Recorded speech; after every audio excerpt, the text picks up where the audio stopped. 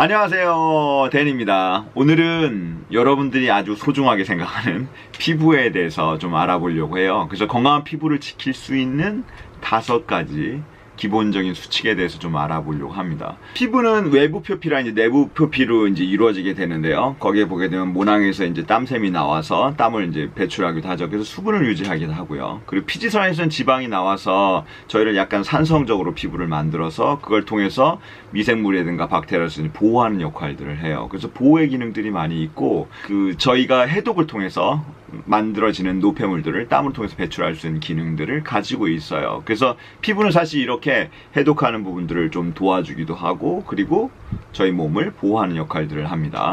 그런데 사실 피부에 대해서 저희가 알지 못했던 사실 중에 하나가 최근 한 10년, 15년 사이에 미생물에 대한 연구가 굉장히 활발하게 이루어졌거든요. 그래서 아니나 다를까 피부에도 보니까 굉장히 많은 미생물들이 존재하는 겁니다. 그래서 피부에는 박테리아도 있고요, 바이러스도 있고, 곰팡이도 있고, 심지어 진드기도 있어요. 그래서 그런 미생물 군 집단이 1cm, 1cm 평방 센티미터에 10억 마리 정도가 존재할 정도로 미생물들이 아주 많이 있어요. 그래서 그런 미생물들의 건강 상태는 여러분들의 정신적인 스트레스라든가, 그리고 여러분의 호르몬 주기라든가, 그걸 통해서 영향을 많이 받기도 해요. 사실은 피부를 통해서 저희가 고통을 느끼는 질환들이요, 여드름이라든가 건선이라든가 지루성 피부라든가 아토피라든가, 이런 피부성 질환들이 여러분들의 피부에 있는 미생물들과 아주 밀접한 관련이 있다는 것입니다.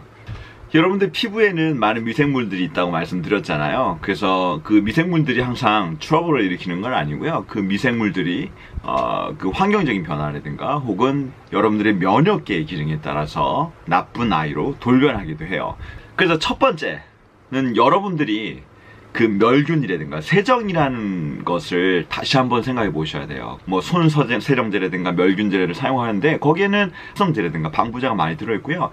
야생에서 살아가는 표유동물 같은 경우에는 먼지 목욕이라고 해서 토양에서 실제로 나오는 먼지라든가, 거기에 아시지만 개들이나 고양이들도 거기에 이제 막 몸을 비비면서 사실 미생물을 통해 가지고 저희 몸을 세정시키는 역할들을 하거든요. 근데 특히 면역력이 약한 사람들 같은 경우에 마냥 하루에 몇 번이라도 그 부분에 대한 것들을 계속적으로 하는 거는 문제가 있다고 생각해요. 그래서 무균이나 멸균 상태가 여러분의 건강 상태를 꼭 좋게 하는 것은 아니라는 거죠, 피부와 관련돼서. 그리고 두 번째는 피부에 닿는 거나 혹은 피부에 바르는 것이 사실 중요하기는 해요. 예를 들어서 그 화장품과 관련된 유튜버들이 말씀하시는 것처럼 피부에 닿는 화장품이라든가 메이크업들이 있을 수 있고요, 피부에 닿는 스킨이라든가 자연적인 성분을 그대로 해서 만든 것들이 굉장히 중요합니다. 왜냐면 이런 합성적인 성분들은 저희 피부에 닿아서 피부에 여러 가지 그 미생물의 생태계들을 변환시킬 수 있어요. 그리고 그거에 따라서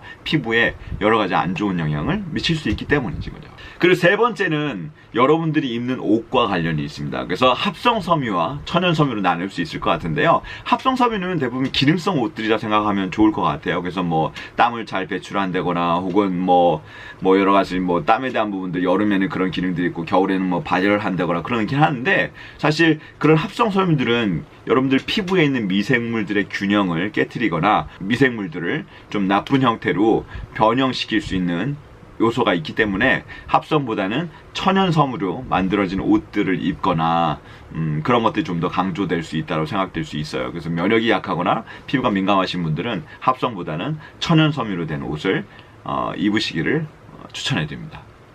그리고 네 번째는 첫 번째와 동의할 수 있을 것 같은데 연계되고요. 그리고 저희가 이제 너무나 이제 멸균에 대한 부분들을 위해서 멸균 세정제를 쓰지 말라고 말씀드렸는데, 환경도 마찬가지로 저희 몸뿐만 아니라 저희 클론이라고 해서 염소로 소독을 한다거나, 너무 이제 소독에 대한 부분들 해서 청소를 하시는 건 좋은데 너무 소독을 하면서 합성제라든가 합성과 관련된 그런 물질들을 소독하는 데 사용하게 되면 그런 환경 자체가 저희 피부에 지대하게 안 좋은 영향을 미칠 수가 있어요. 왜냐하면 피부에는 여러 가지 미생물들이 살고 있기 때문이죠. 네, 마지막으로 5번째입니다.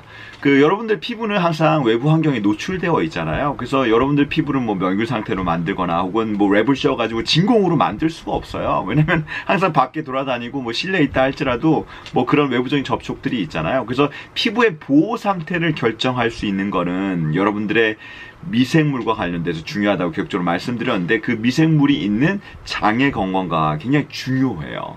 여러분들의 장이 건강하지 않다라고 하면 여러분들 피부도 건강하지 않습니다. 그래서 여러분들이 뭐 항생제를 복용했는데 다음날 설사가 난다거나, 그리고 장에서 장 트러블 났다고 보통 얘기하잖아요. 장염이 걸리거나 되면 피부에 뭐 이상한 발진이 나오는 경우들이 굉장히 많이 있어요. 그리고 특히나 여드름이 많이 나신 분들 같은 경우에는 뭐 안 좋은 거를 먹거나 내가 소화를 잘 못 시킨 음식을 먹었을 때 뭔가 피부에 일어나는 현상들이 아주 빈번하게 일어나요. 그래서 여러분들의 장 건강이 여러분들의 피부와 아주 밀접하게 관련이 있습니다.